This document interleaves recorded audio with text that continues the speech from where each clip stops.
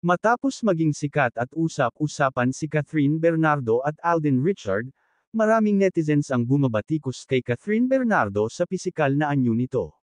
Maraming netizens na nagsasabi na si Catherine Bernardo ay sakang ang paa, kaya't hindi ito nagsusuot ng mga sexy short, at inaayusan lang ito kanyang magagaling na stylist kaya hindi halata ang pagiging sakang nito.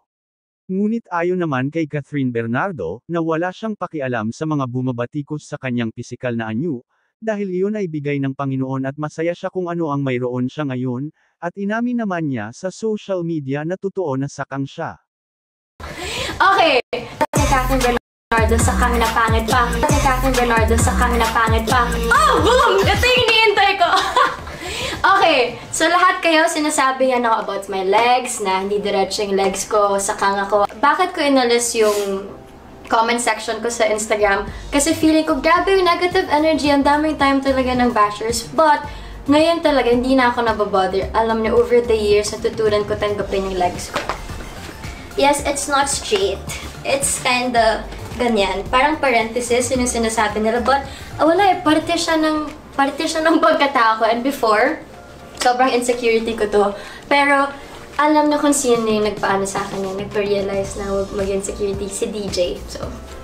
So, through DJ, na-overcome ko yung insecurity ko about my legs ngayon. As in, kahit anong tayo ko, ganun. Kasi, na-realize ko, lahat tayo meron imperfections. So, siguro nagkataon sa akin, binigay ni God yung legs ko. And, anong gagawin ko? Then, nag-workout ako para ma-exercise siya.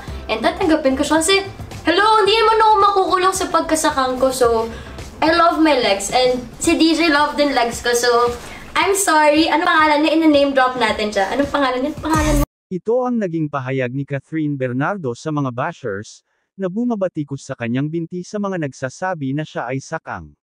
Inamin naman ito, Catherine, at masaya niyang isinapubliko ito. At ayos lang daw na maging sakang, at least maganda ang career na tinatahak niya sa industriya. Nagpapasalamat pa siya sa mga netizens na palaging nakasuporta sa kanyang buhay.